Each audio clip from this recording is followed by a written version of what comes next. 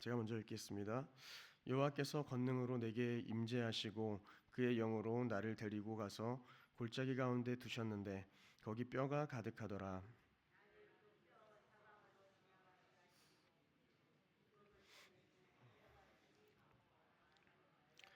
그가 내게 이르시되 인자야 이 뼈들이 능히 살 수 있겠느냐 하시기로 내가 대답하되 주 여호와여 주께서 아시나이다.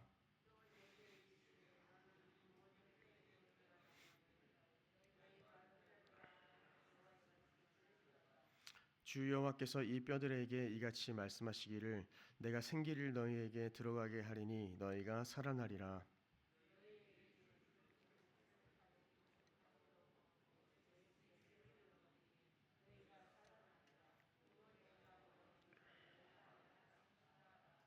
이에 내가 명령을 따라 대언하니 대언할 때 소리가 나고 움직이며 이 뼈 저 뼈가 들어맞아 뼈들이 서로 연결되더라.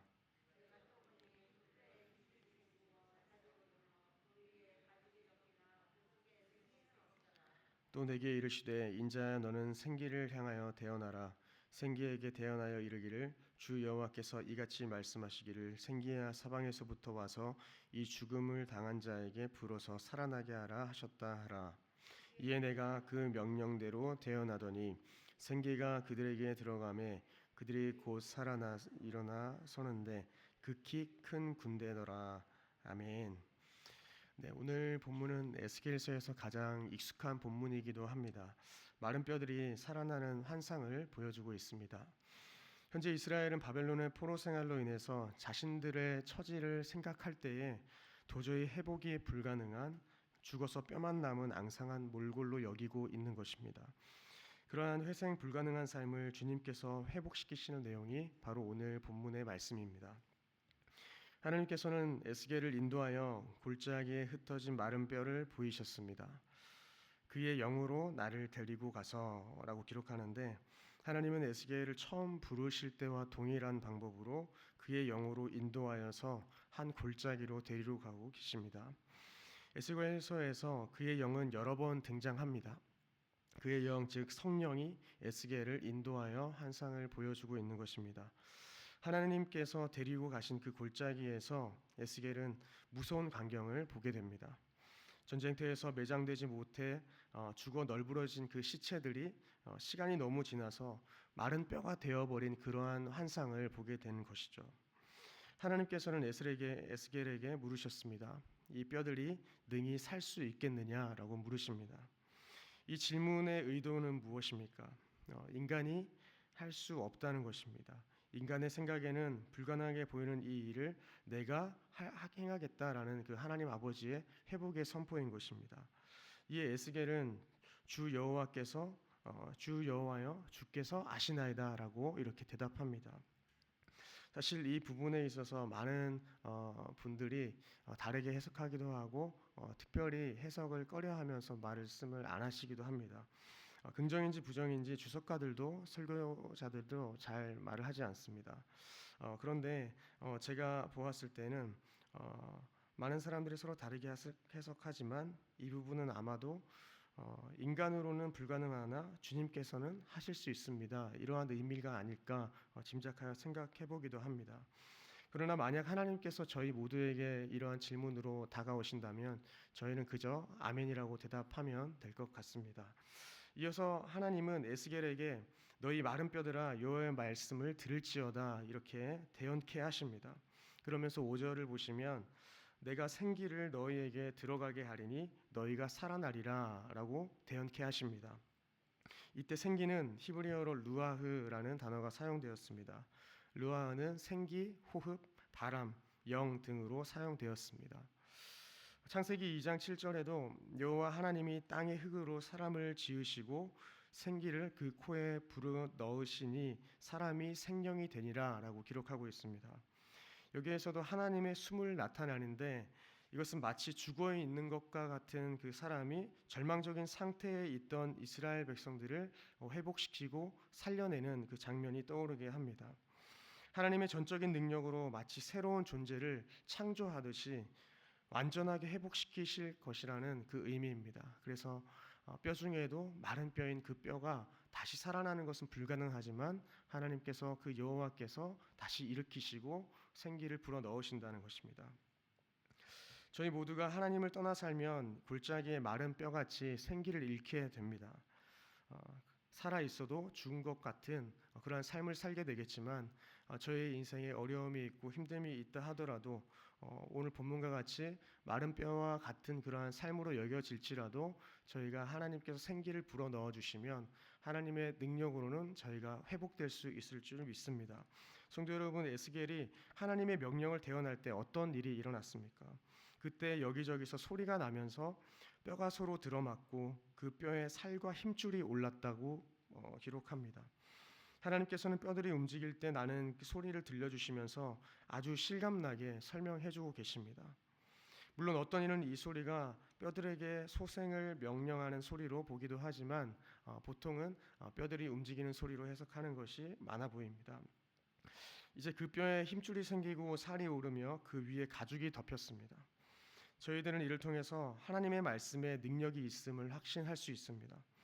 8절과 같이 아직은 그 속에 생기는 없었다라는 것인데 뼈들이 외형적으로 신체적으로는 사람의 모습을 갖추었지만 생명을 가지지 못하고 아직 시체에 불과한 상태라는 것입니다. 이것은 마치 성령 하나님께서 저희에게 임재하시지 않으시면 내주하시지 않으시면 저희가 육신을 가지고 있다 할지라도 아무것도 아닌 것과 같은 것입니다. 여러분, 생기는 생명체만 소유한 것입니다. 생명의 본질입니다. 그래서 이 생기는 생명의 유일한 주관자이신 하나님에 의해서만 각 생명체들에게 공급이 되어진다는 것입니다. 우리의 삶의 시작과 끝이 주님께 달려 있는 것과 같은 것이죠. 그래서 본문의 마지막 부분에서는 이렇게 기록합니다. 37장 9절로 10절을 보시면 인자야 너는 생기를 향하여 대언하라. 생기야 사방에서부터 와서 이 죽음을 당한 자에게 불어서 살아나게 하라. 10절에 그 명령대로 대언하였더니 생기가 그들에게 들어가매 그들이 곧 살아나서 일어나 서는데 극히 큰 군대더라 라는 것이죠. 이스라엘은 죽은 자와 같았습니다. 인간이 보기에 도저히 회복이 불가능한 존재로 여겨졌을 것입니다. 그러나 주님께서는 그들을 다시 한번 일으키셨습니다. 그들을 회복시키십니다. 단순히 생명을 부지하는 것이 아니라 명확하게 살아나게 하시는데 그 표현을 어떻게 하냐면 극히 큰 군대로 회복시킨다는 것입니다. 한 사람도 아니고 명확하게 일으키시고 그 공동체 전체를 일으키신다는 겁니다. 개인을 넘어서 많은 이스라엘 백성들을 회복시키는 것이죠. 그런데 성도 여러분, 오늘 본문의 마른 뼈의 환상은 단순히 이스라엘 백성의 회복뿐만 아니라 성령을 받고 그 위에 세워진 교회 전체, 교회의 탄생을 가리키는 예언이기도 합니다. 죽은 뼈들이 생기, 즉 성령으로 말미암아 살아나는 것 같이 주님께서 십자가에서 죽으신 후에 성령님을 부으셔서 신약 교회를 세우시고 우리 안에 내주하시는 것이죠. 그리고 내주하시는 성령님은 우리의 연약함을 도우시고 또한 주의 말씀을 깨닫게 하시고 주님을 인정하는 그러한 마음을 허락하신다는 것입니다. 또한 사람에게 능력을 주시어서 하나님의 일을 할 수 있도록 인도하시고 하나님의 뜻대로 살아가도록 인도하시는 것이 성령 하나님의 역할이신 것입니다.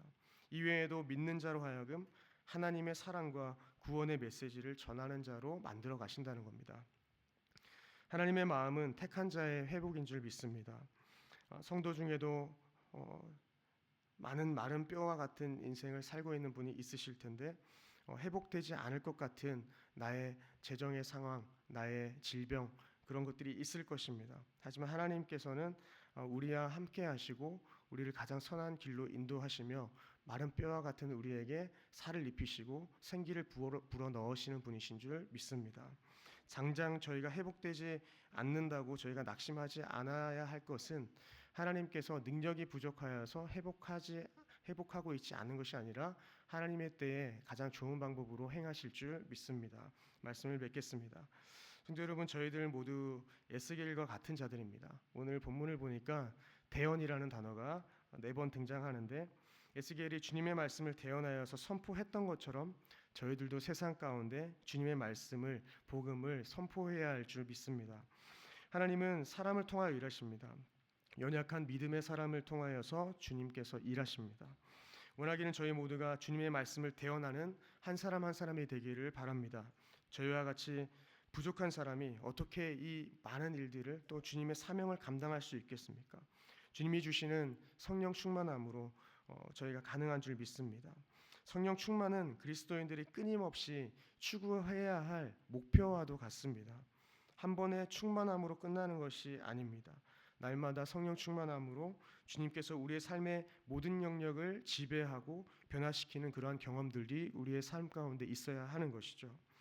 저희 모두가 성령 충만함으로 교회 안에서 또한 세상 가운데에서 주님의 말씀을 대언하는 자로서 하나님의 뜻을 전하고 그분의 뜻대로 살아감으로 우리의 가정이 그리고 나의 교회가 교회된 우리가 나아가 세상이 말씀대로 회복되는 복된 은혜를 경험하는 저와 여러분들 되시기를 주님의 이름으로 축원드립니다.